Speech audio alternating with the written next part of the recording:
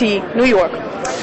Big day today in the Middle East. US troops are starting to withdraw from Iraqi cities 6 years after the invasion and 2 years before all American military forces are said to leave the country for good. Iraq's now formally assuming control of security, but commanders from both sides say they expect Al-Qaeda and other groups in the country to attempt to reignite sectarian tensions. Let's talk more about this now. Joined in the studio by Peter Lavelle, our political commentator, and Evgeny Khrushchev as well, our military analyst. Gentlemen, thanks for coming in. If I can come straight to you first of all, it is a big event, as we know, but just how significant militarily is this event? Because, as I said, we're still 2 years from the big final pullout, aren't we? Well, militarily, this is what American military would call strategic overwatch.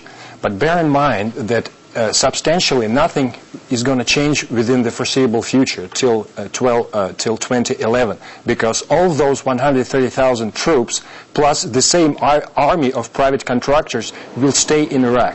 So this is just a tactical readjustment. It's just a phasing out the troops from the. So they are taking the backseat driving, low-key profile within the bilateral agreement of status of forces agreement. So this is the whole purpose of this exercise. It's very important symbolical for Iraqi side. For Americans, this is just taking the posture just to be on as a rapid deployment force, as a backseat driving, to be on a short notice to to come back. So for them, for American military, nothing has changed, and it's not going to change within the foreseeable future. Interesting to put like that, Peter. Nothing has changed, nothing going to change for the foreseeable future. Do you really actually think there's going to be a full pullout come 2 years' time? Oh, I don't think the Americans will ever leave Iraq. They'll have private armies there. They'll have their security forces and things like that. We have oil tenders coming up today that they're going to be looking after. But I find what's very interesting is today they're calling it Sovereignty Day. Well, it should be called Limited Sovereignty Day, because this country, Iraq, will never be a unified country ever again, divided by on sectarian lines, ethnic lines. The Kurds are whistling Dixie right now. They want to break free. They've got the oil. This is all a facade. This is all public relations that we're seeing. Before we talk about what may happen in the future, Evgeny touched on it just now. It's also a moment to look back, I guess. How would you gauge the last 6 years? I gauge it as a complete catastrophe. What has been gained? The only thing that's been gained, Iran is stronger in the region. Iran is the strongest nation in the region right now, and that is all because of George W. Bush's actions, and Barack Obama is fudging it a little bit, but you can't get out. This is one of the problems. They've created a situation where it's very difficult for them to get out. Evgeny, we're hearing about the danger now of insurgents getting stronger there, using this as an opportunity to get in and make more trouble. Do you think that is going to happen?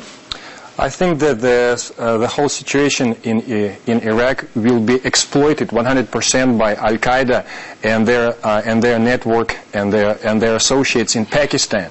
They will be just teasing and baiting Americans, trying for them as a war of attrition, trying to make their logistical exercise prohibitively expensive, shifting forces back and forth between Iraq, Afghanistan, Pakistan, American bases in Europe, and back to the United States. It takes enormous amount of time, political will, and support for Americans to make even a tactical decision. That's the whole challenge of asymmetrical warfare. For Al-Qaeda leadership, despite all these drone attacks in Pakistan, it takes 1 or 2 personal decisions that will force Americans to react with all the Senate committee hearings. So Americans is always caught up in this catch-up game against just 3 or 4. Okay, last 20 seconds to Peter. What's your prognosis for the future? 100%, because as long as Americans stay there, Iraq will not have sovereignty. And it goes back and forth, back and forth. And at the end of the day, this is a failed state, and it's going to stay a failed state for a very long time in a very volatile region. Peter Lavelle, Evgeny Khrushchev, thanks for coming to the studio. Good to see you.